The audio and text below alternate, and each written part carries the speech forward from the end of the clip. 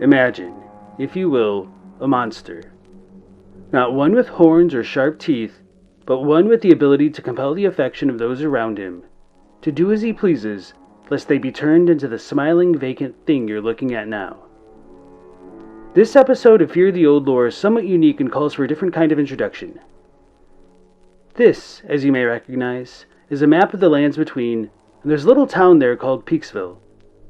On a given morning not too long ago, the rest of the world disappeared and Peaksville was left all alone. Its inhabitants were never sure if the world was destroyed, and only Peaksville was left untouched, or whether the village had somehow been taken away. They were, on the other hand, sure of one thing: the cause. A monster had arrived in the village. And if you somehow find yourself in Peaksville one day, it'll be because you're in the Twilight Zone. Wait. The Twilight Zone? You might be thinking to yourself, what's this got to do with Elden Ring? But hear me out. If you really stop to think about what it must have been like for Miquella to grow up in the lands between, an Empyrean demigod child prodigy of royalty cursed never to grow up, then you should ask yourself, how couldn't Miquella grow up to become a monster? I think people tend to overlook Miquella's terrifying nature due to him promising to accept and embrace everything, but beneath his self-righteous piety something very sinister lurks beneath, and I think one of the characters most similar to Miquella is none other than Anthony Fremont from the Twilight Zone. For those who may not know or remember it very well, Anthony Fremont gets introduced in It's a Good Life, Season 3, Episode 8 of the Twilight Zone. In much the same way that Ansbach refers to Miquella as a monster, Anthony Fremont is a little boy who's introduced as a monster. The parallels between Miquella and Anthony may not seem so obvious at first, but I genuinely think seeing the way the villagers feel forced to interact with little Anthony may give us some more insight into Miquella. Much like the way Anthony regards those around him like disposable toys, Miquella treats those around him with blatant disregard, forcing them to bend to his will and die for him, such that even his family members describe him as terrifying.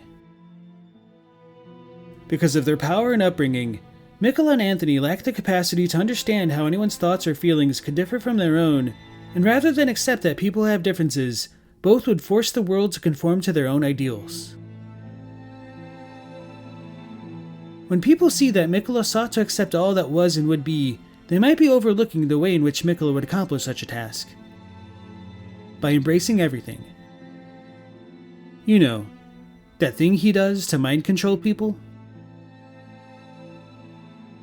In other words, is Miquella accepting and embracing everything a euphemism for Miquella charming the world to better fit his image? I know some people think Gold Mask's ending would be the one that would remove free will from the world, but I think we really need to consider if that's what the outcome would be if Miquella rose to power. And while Miquella might have good intentions, if he truly was as accepting of everything as he made himself out to be, then he shouldn't have had an issue with someone else becoming Elden Lord. Instead, he only accepts what he wants to, which is that which he can control. But, like Ronnie, the Tarnished refused to be controlled by that thing and refused Miquella's embrace. So what did Miquella do when he found one who refused his embrace?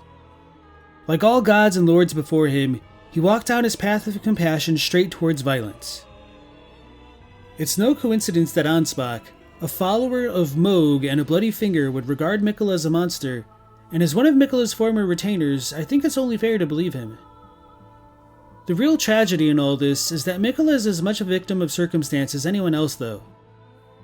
After all, how would a child that's capable of overpowering the will of those around him possibly hope to grow up well-adjusted and mature? Is it any wonder then that a child cursed to be perpetually immature couldn't recognize the autonomy of anyone other than himself? So the next time you find someone acting a little off, as though they're not themselves, it may be because you've entered the Shadow Realm. Thanks for watching, and special thanks to all my patrons and channel members for your continued support. I appreciate it.